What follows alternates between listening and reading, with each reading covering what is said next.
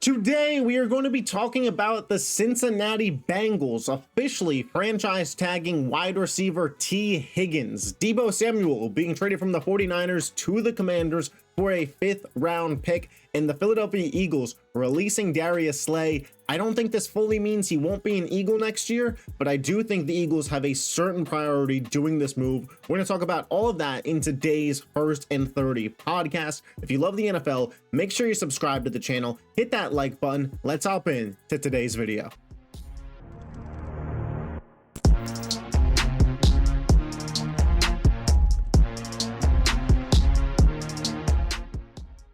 All right, so let's start with the more recent news. The Cincinnati Bengals are franchise tagging Tee Higgins for the second straight year. That means he will be making $26 million next year. For starters, I just want to say I hate the second franchise tag. I understand the first one. The second one just feels like a little bit too much power to me, especially when you consider some of these NFL players, their shelf life. You know, you franchise tag again, and all of a sudden the guy's got 3 years left in his prime, and it's hard for him to get a long-term deal. But I digress on that conversation.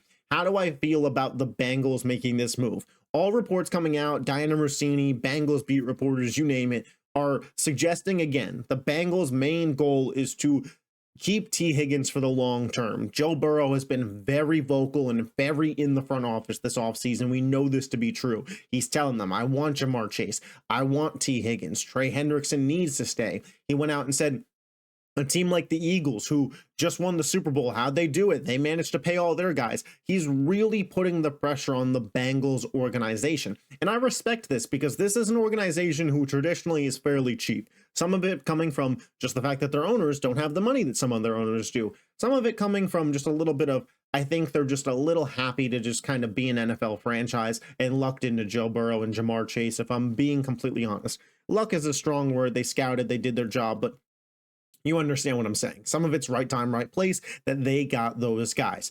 However, do I think Tee Higgins is ultimately going to get a long-term deal done with the Cincinnati Bengals? I don't.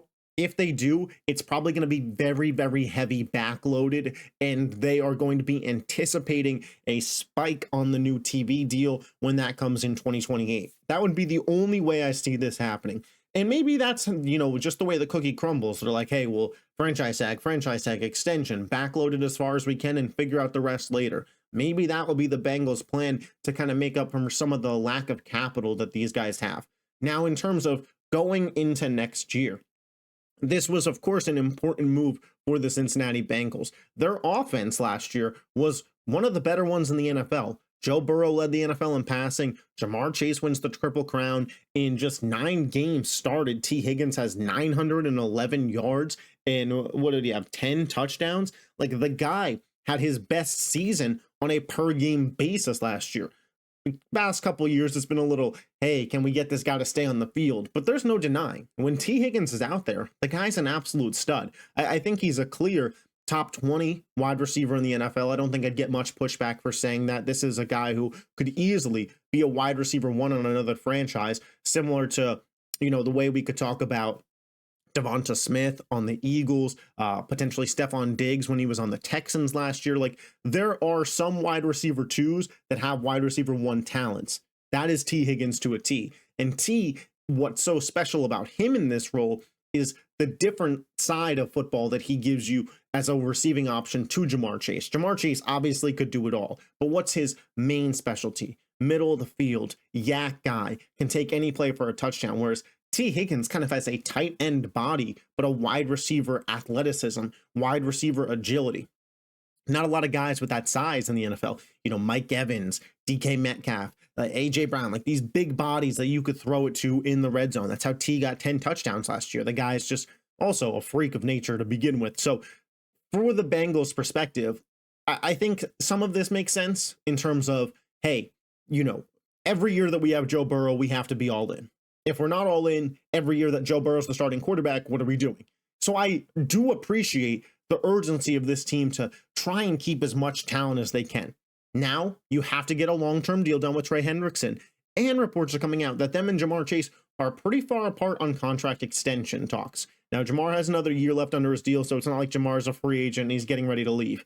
The Bengals feel very in on next year. which is completely fine. They got to work on that offensive line. They cut Alex Kappa today, saved 10 million, then franchise tag Tee Higgins. Great move. Great move when you think about it, because Alex Kappa absolutely stinks at this point. Guy should retire. The defense was dreadfully bad for Cincinnati. It got a little bit better towards the end of the year. The team fired Lou Anarumo and moved on to a new defensive coordinator. But this Bengals team, for me, re-signing or franchise tagging Tee Higgins is good, and it helps you stay competitive, but you've missed the playoffs the last 2 years. This is still not a Super Bowl caliber team, not in the AFC.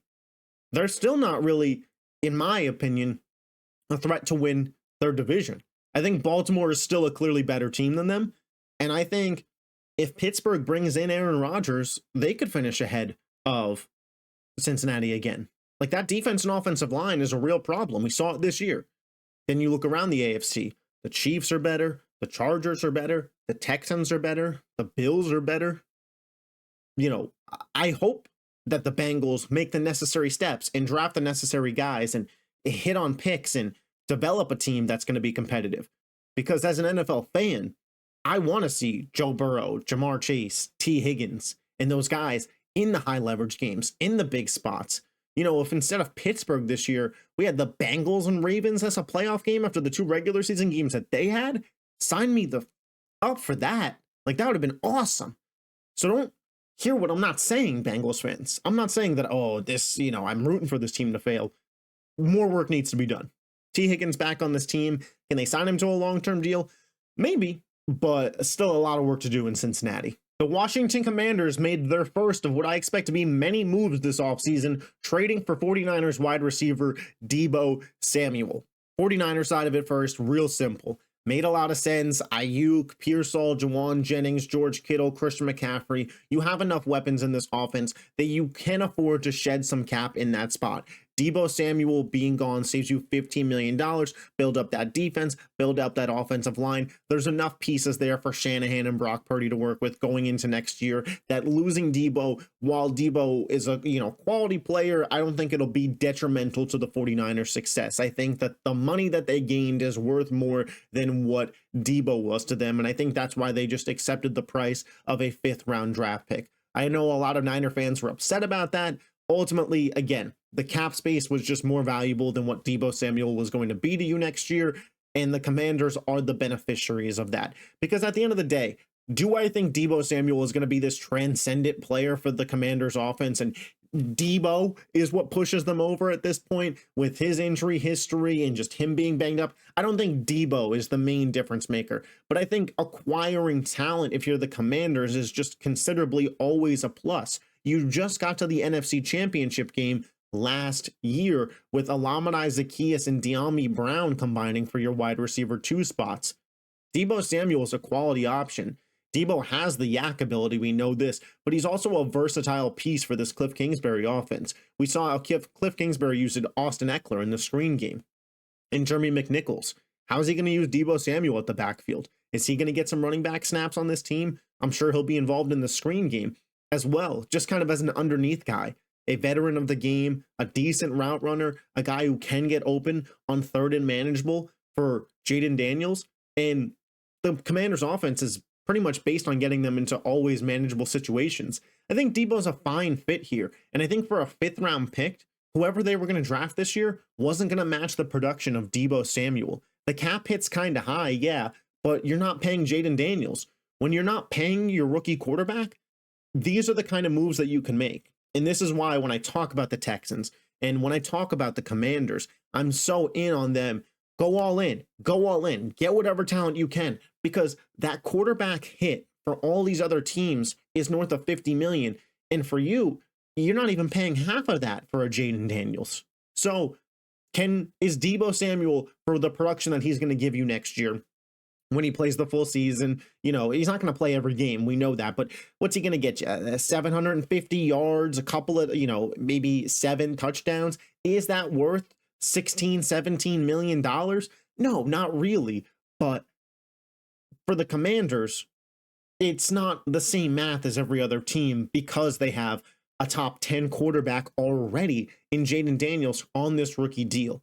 You are willing to and want to just surround him with as much talent as possible. For me, I think the move makes a lot of sense for Washington. And, you know, as an Eagles fan, does it worry me? I knew that Washington was going to make some improvements, so I wouldn't say that it worries me, just because in my mind, I was already set up for the fact that, like, hey, Washington's a legit threat. This quarterback that they have in Jaden Daniels could be the best in the division. I still give Jalen Hurts that crown right now because he's coming off of being a Super Bowl MVP, but I mean, Jaden's right there up there with him. He's right up there with everybody realistically, and they got a lot of money to spend. And, I pictured them spending it. And you knew they were going to bring in another wide receiver. Deebo Samuel happens to be that guy. Deebo, I think, will fit in this offense very well. Terry McLaurin, still easily the one, and a running game with Brian Robinson and Austin Eckler is still strong. What Jaden could do with his feet, it's not like the Commanders are trading for Deebo Samuel to come in and light the world on fire and be their number one option. But in a playoff game, could he be the difference maker? Yeah, he absolutely could be if you get him there healthy. I think maintaining and managing Deebo Samuel's workload is going to be the biggest thing for the Commanders this year. Can you keep Deebo healthy, and can you keep him on the field? If so, I think this could be a very rewarding move for Washington. And lastly, a little bit of news here. The Philadelphia Eagles have released cornerback Darius Slay today. Do I think that Darius Slay is for sure not going to come back to Philly? I don't think that for sure. I think that there is certainly a possibility that Darius Slay will be back in Philadelphia next year. We saw this last year, released, contract restructured, brought back. Darius Slay has kind of said it himself that this is going to be the last year of his career. Does he want to move to a new team? Probably not. I could see potentially a retirement tour in Detroit, or he'd end up on some contender if there's maybe a CB1 role with a little bit more money involved in it that he could really go after and pursue. But ultimately, Philly, in terms of cap and money allocation, they just have the depth at corner to not be paying Slay cornerback one money. Quinyon Mitchell is the cornerback one for this team. He's on a rookie deal. Cooper DeJean had a pick 6 in the Super Bowl, was PFF's #1 graded corner for the regular season on the rookie deal. You have Kelee Ringo, who has shown promise and has the size and athleticism of a cornerback one in football. Isaiah Rodgers is a guy that they could bring back that played quality time for them this year. So at the end of the day, is cornerback as much a necessity as, say, paying Zach Bond? No, I think that the reason Philly is shedding cap is because they know how much Zach Bond means to that defense. Vic Fangio knows how much Zach Bond means to that defense. This is an all-pro level linebacker, and I think the moves that you're going to see Philly make, if they're shedding cap, it's to pay him. I know the online narrative will shift to, does this mean, Brian Windhorst, Philly is going to get Myles Garrett?